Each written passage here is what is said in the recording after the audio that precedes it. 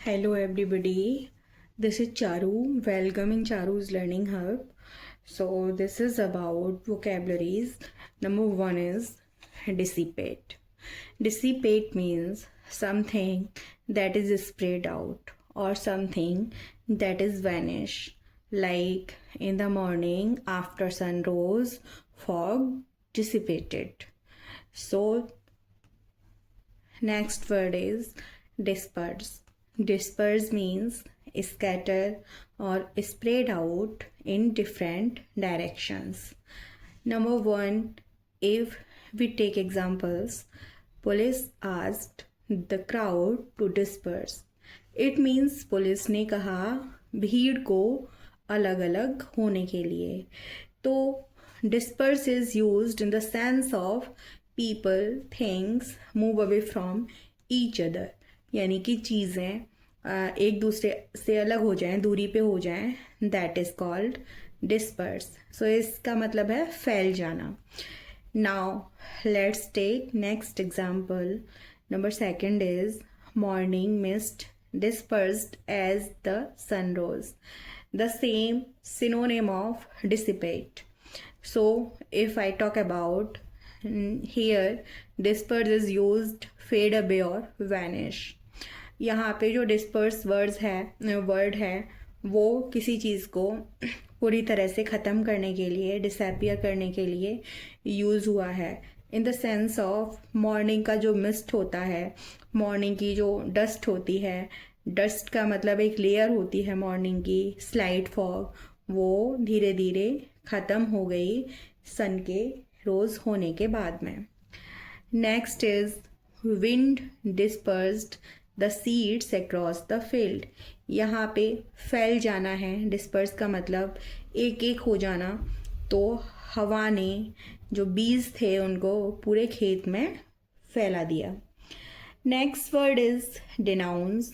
Denounce means government denounce the illegal activities of the company.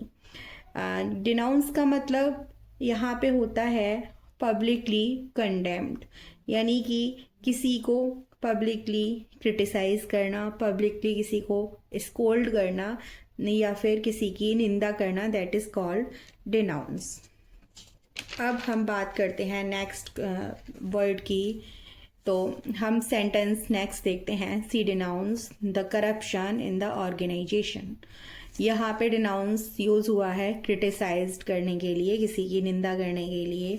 तो उसने criticise किया corruption को ऑर्गेनाइजेशन में. नेक्स्ट आता है, हाँ, इसका अगर हम मीनिंग देखें तो पब्लिकली क्रिटिसाइज, कंडेम और एक्यूज समवन और something for wrong doing. Next word is sabotage. Sabotage का मतलब होता है एक्ट ऑफ डिलीबरेट डिस्ट्रक्शन और ऑब्स्ट्रक्शन. This is noun.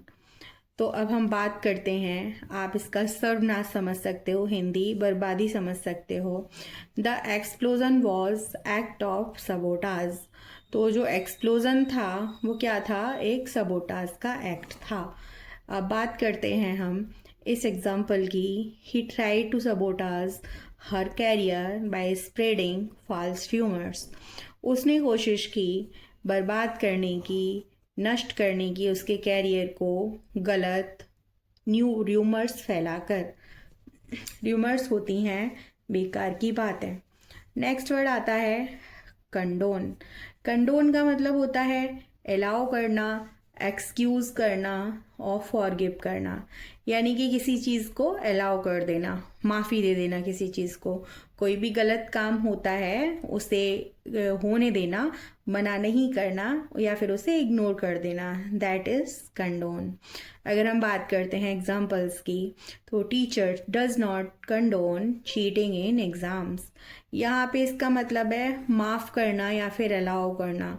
होता है ना कि किसी चीज़ को हम गलत चीज़ें देखते रहते हैं, अपने छोटे बच्चे होते हैं वो गलत काम करते हैं और हम उनके मालफिसेंस को देखते रहते हैं, बट क्या है कि हम उन्हें न ही डांट लगाते हैं ना ही उनको रोकते हैं। हम बोलते हैं कि चलो ये छोटे बच्चे हैं, आगे बढ़ के बड़े होके सुधर जाएंगे। So that is condone. The act of doing in that way, that is condone, allow। अगर हम बात करते हैं नेक्स्ट वर्ड की, दिस इज ओवरलुक। ओवरलुक का मतलब होता है सेम इग्नोर करना या फेल टू नोटिस। आप क्या करते हैं, किसी चीज़ को नज़रअंदाज कर देते हैं या फिर आप किसी चीज़ को नोटिस नहीं करते या फिर ऊपर ऊपर से चीज़ों को देख लेते हैं, गहनता से आप नहीं देखते हैं, तो उसे हम बोलते हैं ओवरलुक। हालांकि इसके दो मतलब होते हैं। अब हम इस एग्जाम्पल के जरिए देखते हैं। Sometimes parents overlook minor mistakes of their children। कभी कभी जो माता पिता हैं बच्चों की जो छोटी छोटी गलतियां होती हैं उनको क्या कर देते हैं, एकदम से नज़रअंदाज कर देते हैं। इसका मतलब होता है डू नॉट नोटिस समथिंग और डिलिबरेटली इग्नोर और मिस्टेक और प्रॉब्लम। तो किसी चीज़ को नोटिस नहीं करना या फिर डेलिब्रेटली यानी जानबूझ के चीज़ों को नज़रअंदाज कर देना, किसी गलती या समस्या को नज़रअंदाज कर देना। अब यहाँ पे अगर सेकंड इसका मीनिंग आए तो सेकंड मीनिंग होता है have a view from ever. यानी कि आप ऊपर कहीं पे भी किसी पहाड़ पर चढ़ जाते हैं, वहाँ से कोई भी आप व्यू देखते हैं नीचे का, तो आप ओवरलुक करते हैं। इसका मतलब होता है हैव अ व्यू, यानी कि आप ऊपर से व्यू कर रहे हैं। Then you can replace that I am overlooking the view of that garden from the mountain. Next अगर हम इसका एग्जाम्पल की बात करें, बालकनी ओवरलुक्स द गार्डन। तो बालकनी से क्या दिखाई देता है, गार्डन का व्यू दिखाई देता है। अब हम बात करते हैं नेक्स्ट वर्ड की, तो यहाँ पे आता है इरोड। इरोड का मतलब होता है wear away slowly by natural resources. अच्छा, अब यहाँ पे वियर अवे यानी कि धीरे धीरे चीज़ ख़त्म हो जाना। ठीक है, नेचुरल रिसोर्सेज जैसे आपने देखा होगा कि एक कटान होती है ना, मिट्टी के कटान होते हैं नदियों के किनारे, इसकी जो मिट्टी है नदियों के पानी से धीरे धीरे वो बिल्कुल ख़त्म हो जाती है। तो that is act of eroding. वहाँ पे हम उसको बोल सकते हैं कि river has eroded the river banks over the years. तो सालों से जो नदी है उसने जो नदी के किनारे हैं उनको इरोडेड कर दिया है। अब नेक्स्ट वर्ड है, सॉरी नेक्स्ट एग्जाम्पल अगर हम लेते हैं तो acid rain can erode statues made of limestone. तो जो लैमस्टोन से बने हुए स्टैच्यूज हैं, वो जो बारिश है, एसिडिक रेन है, वो उसे मिटा सकती है। ग्रेजुअली वीकेन और डिस्ट्रॉय समथिंग, ट्रस्ट, कॉन्फिडेंस, यानी कि धीरे धीरे से, ये सेकंड मीनिंग है, धीरे धीरे से किसी भी चीज़ को ख़त्म कर देना। अगर हम एग्जाम्पल्स लेते हैं तो constant criticism can Erode a persons self confidence. And next अगर हम इसका एग्जाम्पल लेते हैं तो corruption erodes public trust in the government. तो लगातार जो किसी का क्रिटिसिज्म होता है वो क्या कर देता है, ख़त्म कर देता है किसी इंसान के आत्मविश्वास को, या फिर करप्शन जो है इरोड कर सकता है, मतलब मिटा देता है, ख़त्म कर देता है, नष्ट कर देता है जो इंसान पब्लिक का, जनता का विश्वास है सरकार में से।